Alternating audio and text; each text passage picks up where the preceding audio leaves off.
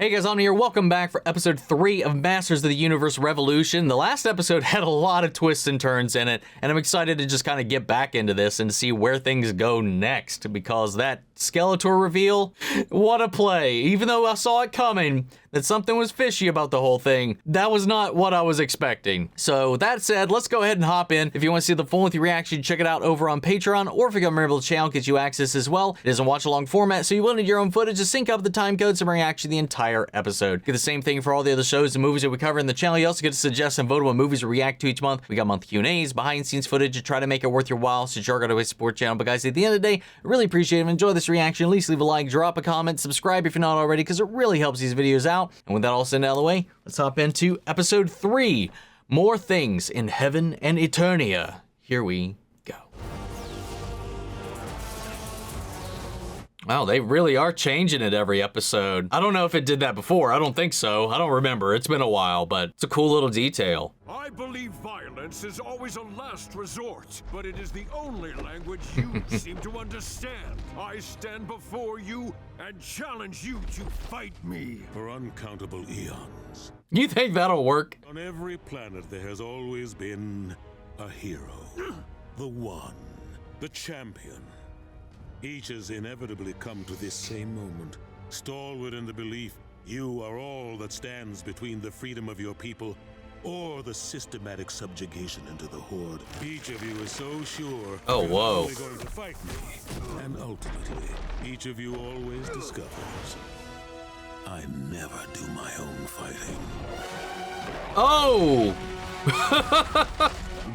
Nice. Yeah. What?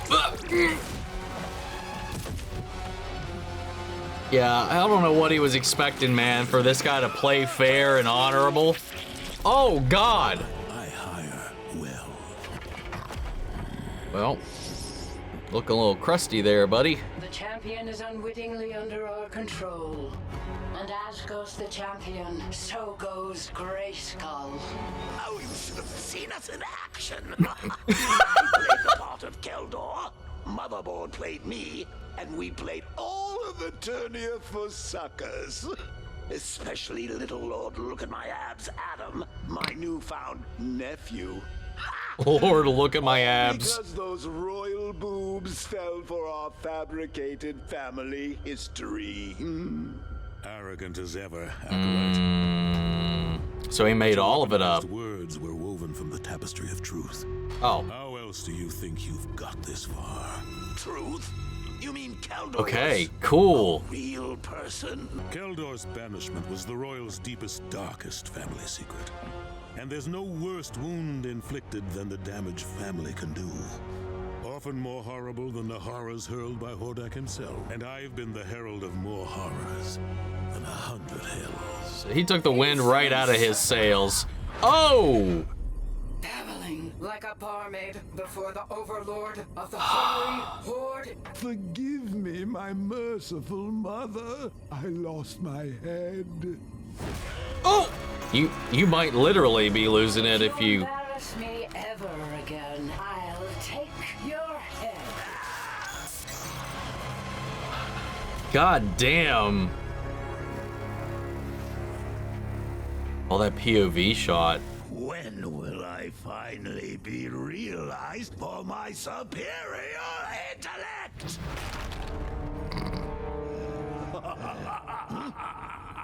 Who dares to laugh at the Lord of Destruction?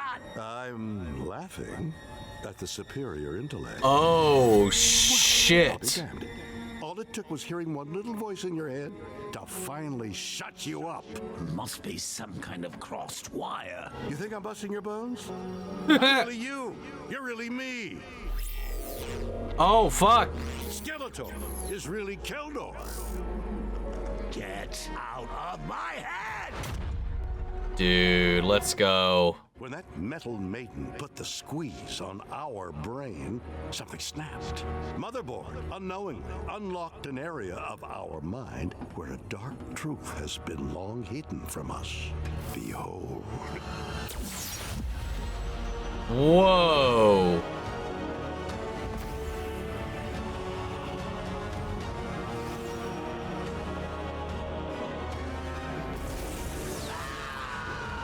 Whoa! Whoa!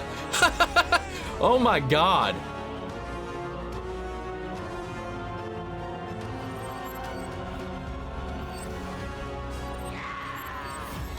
Oh, wow. Dude, that's crazy. Kirk and Luke are one and the same. You're no interdimensional demon. You really are Keldor, son of Miro, his firstborn, denied the throne of Eternia. Oh, shit. The lies, the truth. But we were never meant to serve. We are meant to master the universe. I like that. You're not worthy to wield the staff of Ka. You are nothing more than a bait and switch. Are you trying to kill me with your snake magic? Nice. Heinous, vicious switch.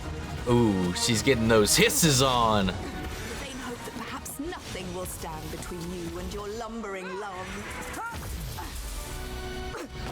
Love like the rattling too with every blast. Why would he ever possibly want you?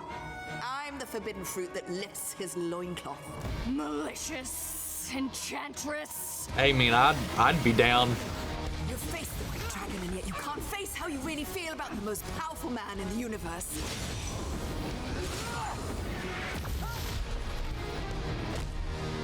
Oof. Nice. Oh god. Excellent. Now bring it back. That's it. You control your passions. They don't control you. What a rush. I have never felt anything like that. It's euphoric. That's because you've only ever harnessed the power of Zor. Ka was the god of carnal desires. Oh shit. So we have to provoke your passion until you harness the staff of Ka. So if you really want to explore it, you'll need to test out He-Man's snake. Do you think I'd be able to get all of that out of you if I wasn't tapping directly into your very real, very human emotions? Adam and I are just friends. Oh, bullshit. You are hell-bent to rebuild heaven, but do you know what really would have been heaven for Randor? Seeing his only son in your arms. Your pride denied the king that parental pleasure in life. Will you rob him of it in death as well? Damn. When I was amongst the Gar, I spoke so highly of the technology here, and the elders always scoffed. Eternos? They still believe in magic there. I mean, it exists, so how do you not? We can either fight off the next attack by Skeletor and his new master motherboard, or you can take the fight to them, He-Man. Without the sword. Yeah, this is... Adam. Big, is it? The locksmith is small in stature, but he's tall on talent. Kind of like you. Come to think of it, you two are quite a bit alike. If you're here to tell me the good news about Zor, I'm an atheist. Open up, old friend. It's Duncan. If that guy can't help us enhance the Sword of Power, maybe there's a magical solution. Magic? Magic is only used by people who are short on technical ability. Which is why we've come for your help, Goldor. We need the man who built the cosmic key to invent something that can augment this. Well, we really are trying to marry magic and technology. Seems like a theme this season, especially with Skeletor's conversion. He-Man, Battle Cat, and Man-at-Arms. Off to another adventure together. We're headed to Snake Mountain.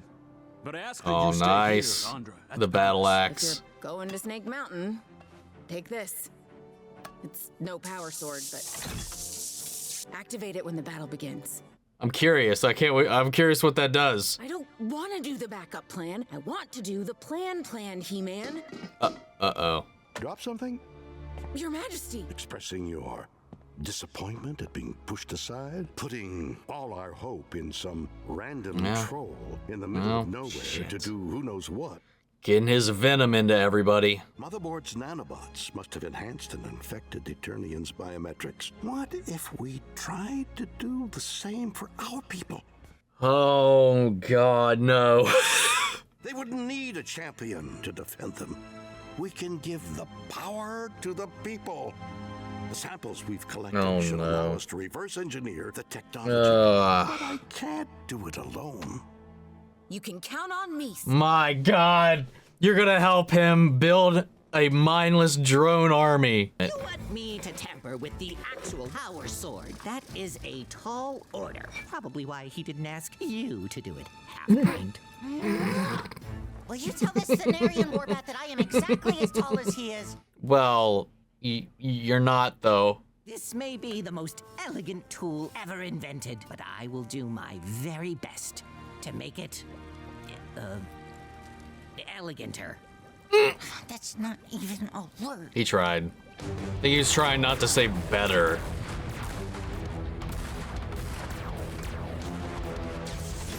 Alright, what is this thing? Whoa! Okay, let's go! Jesus! The human bullet. Science and sorcery have always lived in harmony in Eternia. An alloy made Man, sending him away so he could do all of this. Why shouldn't you walk the other? Okay, well, it's like the band he's got. Hopefully that's not... With the impulses from your brain, Oh. so that you can utilize the enhanced Never mind. biometrics and become a stronger, better you. Oh, God.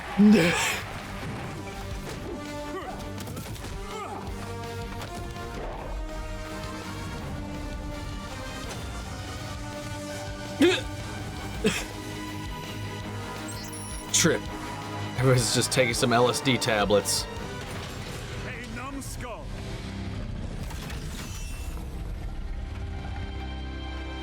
Where's your crown? Not here, because he's I don't here. need a pointy hat to lead, so I left it on my chair at home. Oh, wow. What a bold maneuver. Because it's going to be too late by the time he gets back.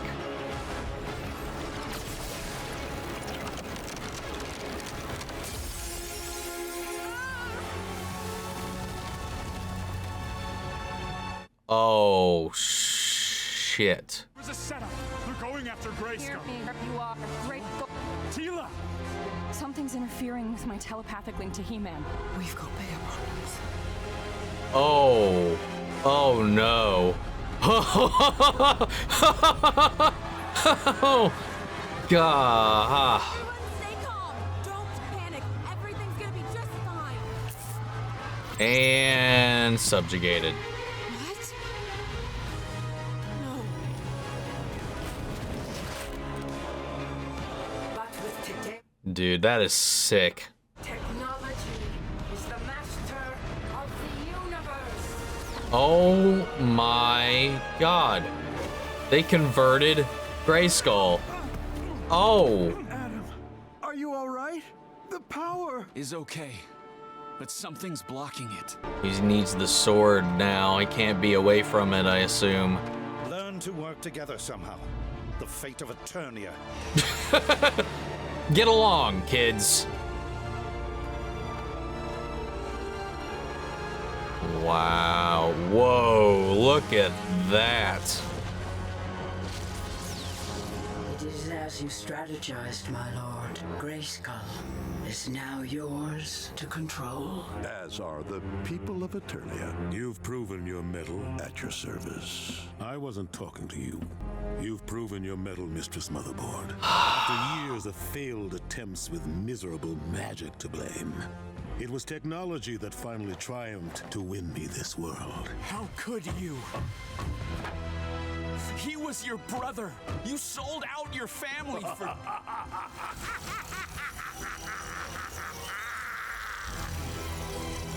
Well, I'll be a monkey's uncle.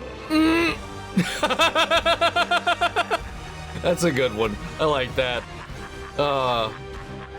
Well, shit. All right, man. Well, shit. God, dude, I get it. You know, you get the word of He-Man, you get the word of Adam. You know, you get this sob story, you get this understanding, this empathy, and it's very easy to manipulate a situation, especially with a bunch of people like this, with the people that Eternia has fostered, you know, this idea and hope and belief and others and all of that, you know, it's just like, especially without Randor to be there to vet this Keldor, it's interesting to see how that quickly this has fallen. Then using these manipulation tactics, seeing that gap and that want and that lust for going out and being a part of the adventure rather than being back as the fallback plan, he put his fangs right into that situation. You want to be part of something big, right? So how about this? And then sucked her right into his scheme to infect everybody, you know, with this feigned inoculation, this virus. We saw how powerful that virus could be. What if we, you know, used that ourselves? You know, it seems like it could be like the enhancement of the strength of power that it gave to the people that were affected with it. What if we made a better version of it, like a safe version of it, you know, gave that strength to our own people? But it was just a ploy to give that control over to him. And Horde coming down, and then this realization after these multiple abuses. And honestly, let's just be real, like Skeletor being the little shithead he is, like butting himself into all of these situations, trying to really brown nose and get recognized for the part that he played, led to this awakening. Motherboard didn't take too kindly to his interference in their audience, and, you know, did some little damage after she got a little rough with him, unlocking his original memories, damaging him and his mind and his connections, his wiring, so to speak, so that he is no longer severed from that memory. He is, in fact, Keldor. While he's pretending to be, he truly is. There was truth within the lies and lies within the truth, so they said. In the middle of this revolution, yet another revelation occurs. You know, on top of this, though, they used all of this, these little mind games, to get everybody separated. It was just convenient enough for them